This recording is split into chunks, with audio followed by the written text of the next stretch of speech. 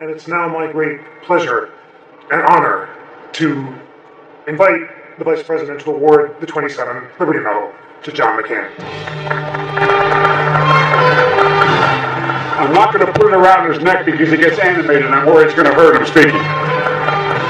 I'm going to say these words. Senator McCain, you have honorably served your country as a war hero. You have upheld the ideals of the United States Constitution as a statesman of the Senate and as a patriotic leader. And you have preserved, protected, and defended liberty at home and around the globe. For your life of sacrifice and service, it is the greatest honor for the National Constitution Center to award you the 2017 Liberty Medal.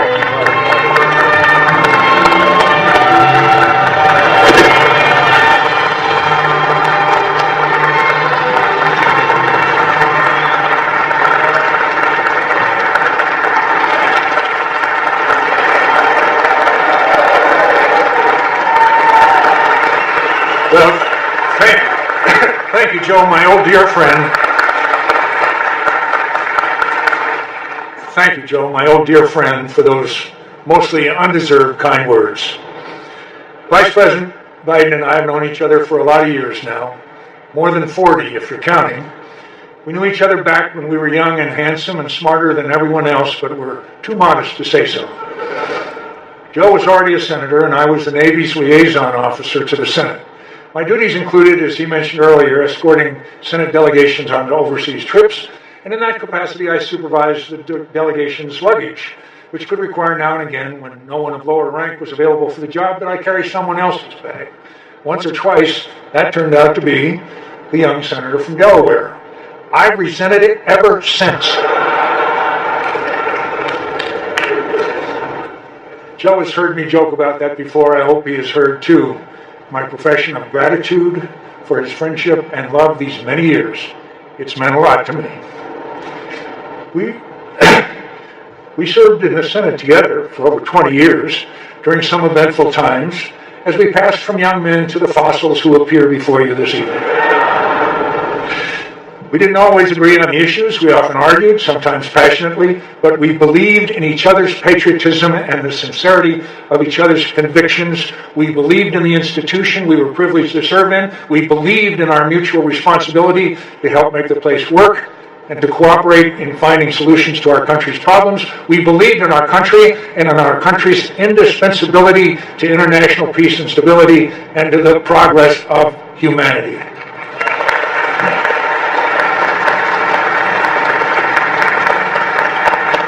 And through it all, whether we argued or agreed, Joe was good company. You all know he is good company.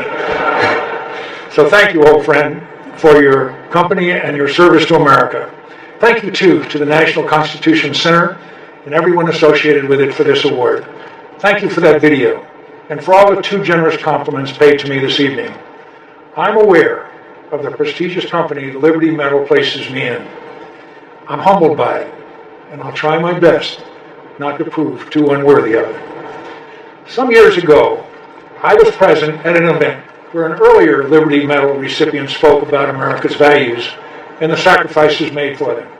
It was 1991, and I was attending the ceremony commemorating the 50th anniversary of the attack on Pearl Harbor. The World War II veteran, estimable patriot and good man, President George Herbert Walker Bush, gave a moving speech at the USS Arizona Memorial. I remember it very well.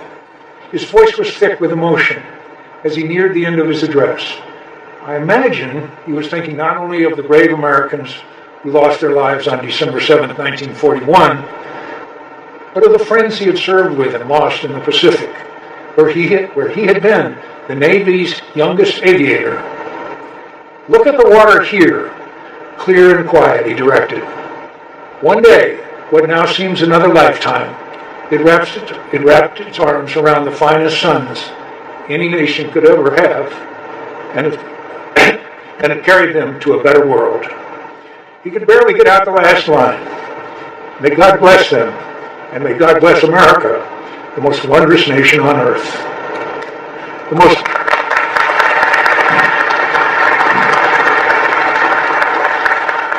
most wondrous land on earth indeed. I've had the good fortune to spend 60 years in service to this wondrous land. It's not been perfect service, to be sure, and there were probably times when the country might have benefited a little less of my help. But I tried to deserve the privilege as best I can, and I've been repaid 1,000 times over with adventures, with good company, with the satisfaction of serving something more important than myself, of being a bit player in the extraordinary story of America. And I am so grateful. What a privilege it is to serve this big, boisterous, brawling, intemperate, striving, daring, beautiful, bountiful, brave, magnificent country. With all our flaws, all our mistakes, with all the frailties of human nature, as much on display as our virtues, with all the rancor and anger of our politics, we are blessed. We are living in the land of the free, the land where anything is possible, the land of the immigrant's dream, the land with the storied past forgotten in the rush to the imagined future, the land that repairs and reinvents itself, the land where a person can escape the consequences of a self-centered youth and know the satisfaction of sacrificing for an ideal, the land where you can go from aimless rebellion to a noble cause and from the bottom of your class to your party's nomination for president.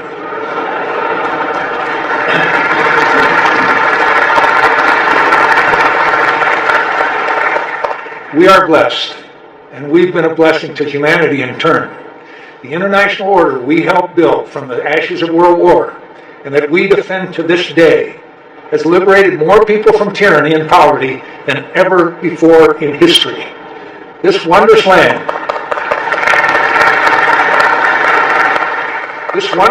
has shared its treasures and ideals and shed the blood of its finest patriots to help make another better world.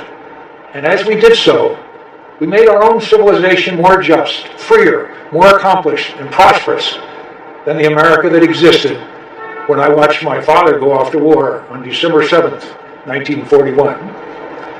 To fear the world we have organized and led the 3/4 of a century, to abandon the ideals we have advanced around the globe, to refuse the obligations of international leadership and our duty to remain the last best hope of Earth, for the sake of some half-baked, spurious nationalism cooked up by people who would rather find scapegoats than solve problems.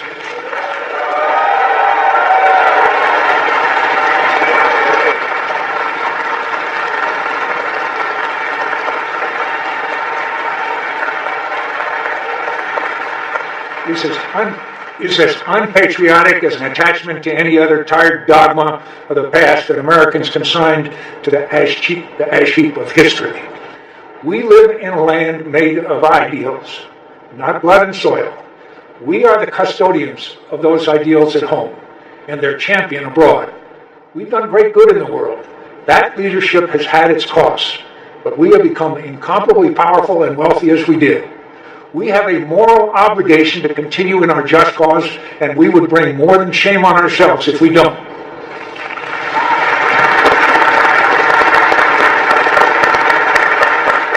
We will not thrive in a world where our leadership and ideals are absent. We wouldn't deserve to. I'm the luckiest guy on earth. I have served America's cause, the cause of our security and the security of our friends, the cause of freedom and equal justice, all my adult life. I haven't always served it well. I haven't even always appreciated what I was serving. But among the few compensations of old age is the acuity of hindsight. I see now that I was part of something important that drew me along in its wake, even when I was diverted by other interests. I was, knowingly or not, along for the ride as America made the future better than the past. And I've enjoyed it. Every single day of it, the good ones and the not so good ones. I've been inspired by the service of better patriots than me. I've seen Americans make sacrifices for our country and our causes, and for people who were strangers to them, but for our common humanity. Sacrifices that were much harder than the service ever asked of me.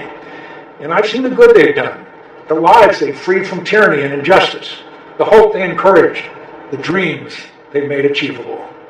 May God bless them. May God bless America and give us the strength and wisdom, the generosity and compassion to do our duty for this wondrous land and for the world that counts on us. With all its suffering and danger, The world still looks to the example and leadership of America to become another better place. What greater cause could anyone ever serve? Thank you again for this honor. I'll treasure it.